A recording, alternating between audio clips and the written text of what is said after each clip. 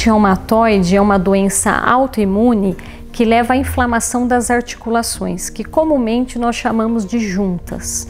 Acomete principalmente mulheres de 30 a 50 anos, mas homens também podem ser acometidos. Os principais sintomas da artrite reumatoide são artrite, como o próprio nome diz, inflamação das juntas. Então os pacientes eles têm dor, inchaço nas articulações, principalmente em região de mão, punho, joelhos, tornozelos. E além disso, da dor e do inchaço nessas articulações, é muito comum também haver o que nós chamamos de rigidez matinal. O que é a rigidez matinal? Ao acordar, o paciente com artrite reumatoide apresenta um enrijecimento das articulações e normalmente isso é prolongado, é acima de 1 hora de duração. Muitas vezes até mais prolongado, sendo necessário fazer as atividades diárias para que as articulações soltem. Isso é um sinal de inflamação. A artrite reumatoide ela é uma doença que é sistêmica.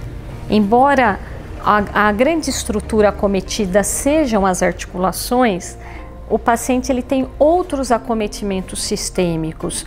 Além da artrite propriamente, com dor, inchaço nas juntas, nas articulações, o paciente ele pode ter outros sintomas como perda de peso, fadiga, que é uma sensação de exaustão no corpo, muitas vezes febre também. É uma doença que está associada a outros fatores, como risco cardiovascular aumentado. Então são pacientes que têm uma predisposição maior a ter eventos cardiovasculares como infarto, acidente vascular encefálico, e também a artrite reumatoide é uma doença que leva também à perda de massa óssea, a osteoporose. Então nós temos que encarar esse paciente, o paciente com artrite reumatoide, não só do ponto de vista articular, mas também levando em conta que é uma doença sistêmica e que também está associado a esses outros agravantes, como risco cardiovascular e osteoporose.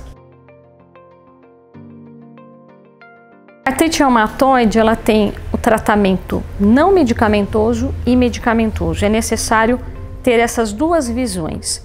O tratamento não medicamentoso engloba a orientação ao paciente, atividade física bem indicada, supervisionada, proteção das articulações também, que é o que a gente chama de proteção articular, e o tratamento medicamentoso engloba o uso de glicocorticoide na menor dose possível, pelo menor tempo possível, porque são medicações que levam a efeitos colaterais, imunossupressores e também o que nós temos de mais moderno no tratamento, que é o uso de imunobiológicos. O fator reumatoide é um marcador, é um anticorpo que está presente na artrite reumatoide e também em outras doenças autoimunes, como por exemplo síndrome de Sjögren. Outras condições também levam à positivação do fator reumatoide sem ser artrite reumatoide.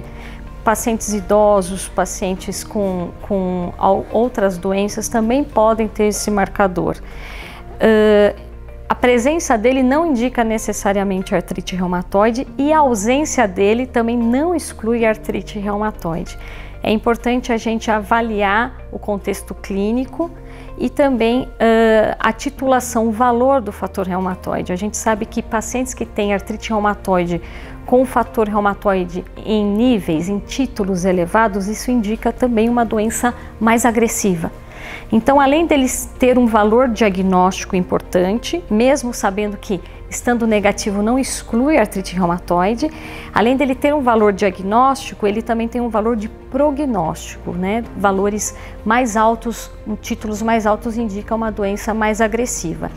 Em situações em que o fator reumatoide é negativo, que isso pode acontecer na artrite reumatoide, é o que a gente chama de artrite reumatoide soronegativa, com fator reumatoide negativo, nós podemos lançar mão também de um outro anticorpo, de um outro marcador, que é o anti-CCP.